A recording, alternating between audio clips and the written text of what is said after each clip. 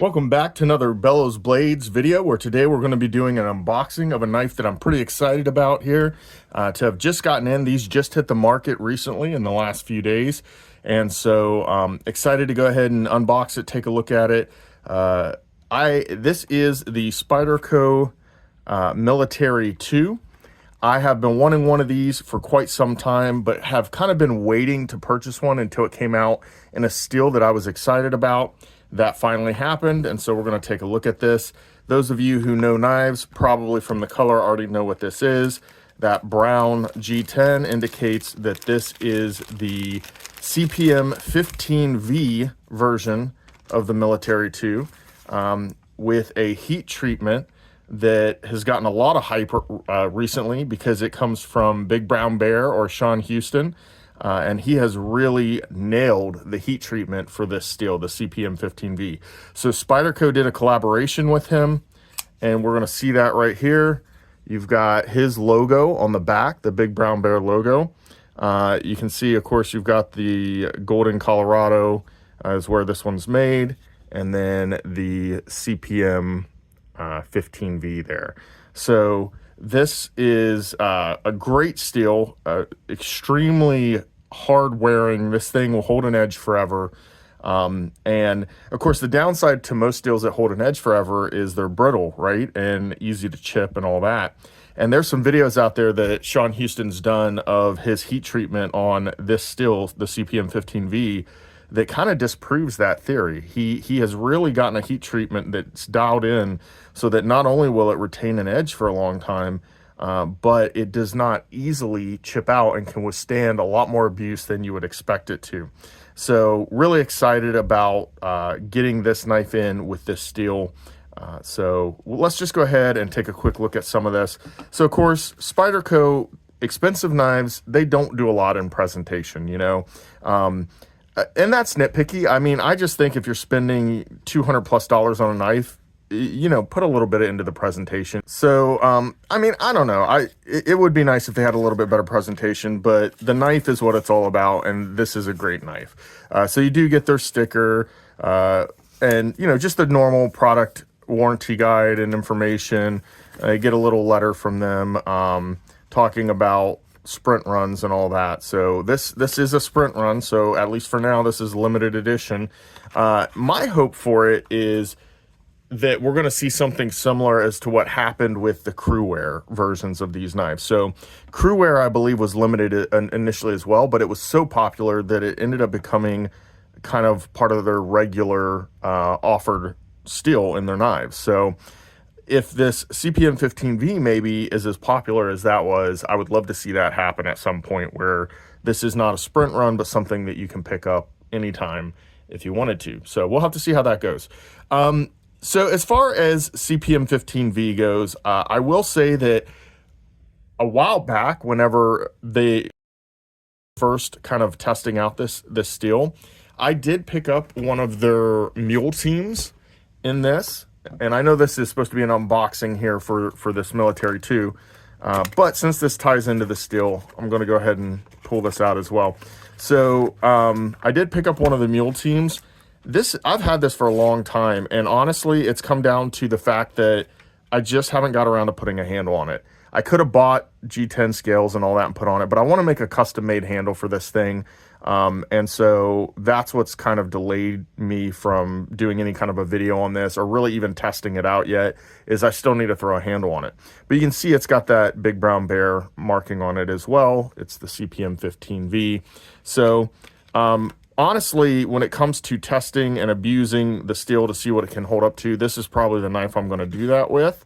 But I've got to get around to putting a handle on it before I can do that. So I will state that up front, while I do intend on really putting this steel through its paces, I have not yet done so.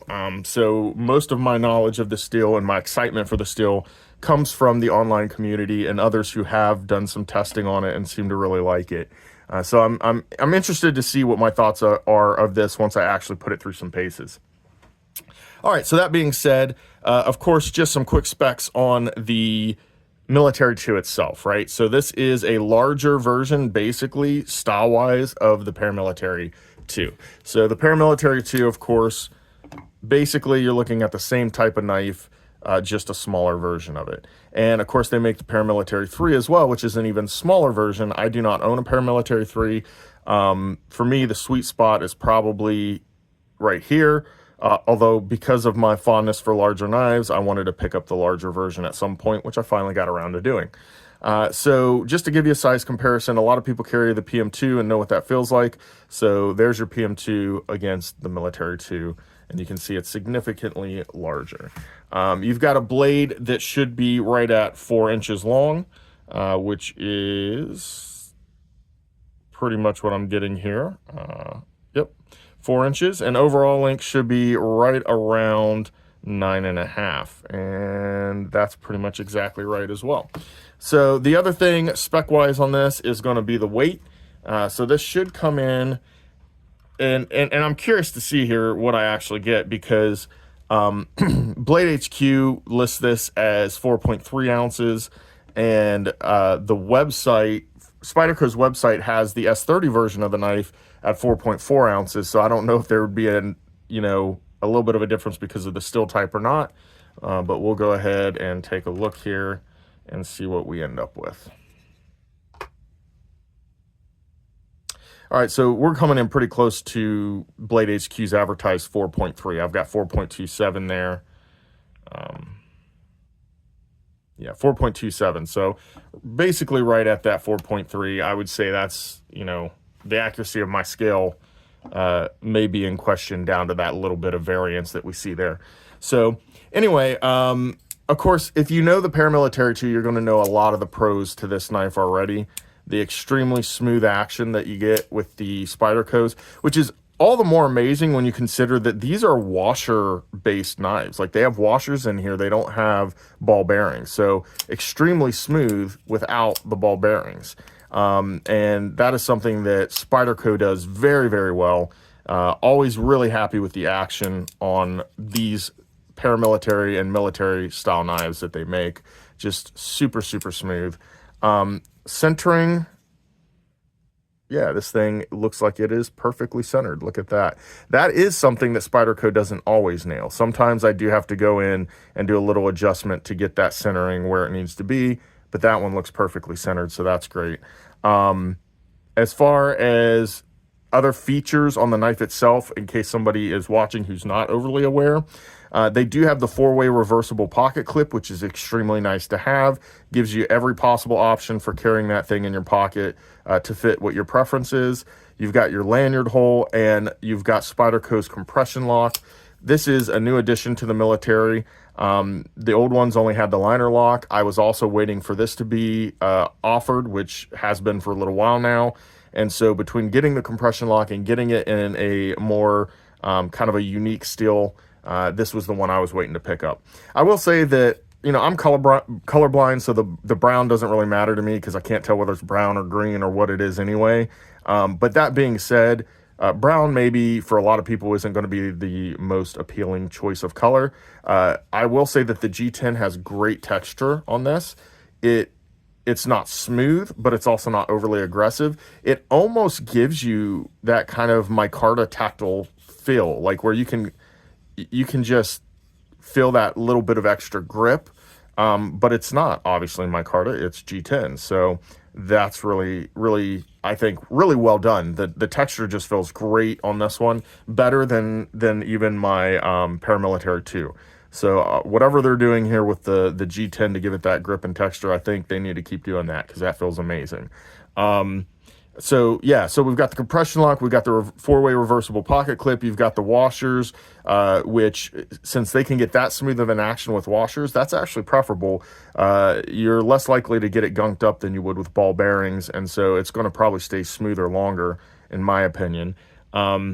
I mean, overall, just a great knife, guys. It's obviously a larger knife, so if you're somebody who doesn't want a really big knife in your pocket, this isn't the knife for you. But if you like larger knives and you like the Paramilitary 2 style of blade shape and design and ergonomics, you're going to love this knife. I can tell you in my hand right now, this thing is going to become one of my everyday carry knives. One last kind of word of caution for those who aren't in the know.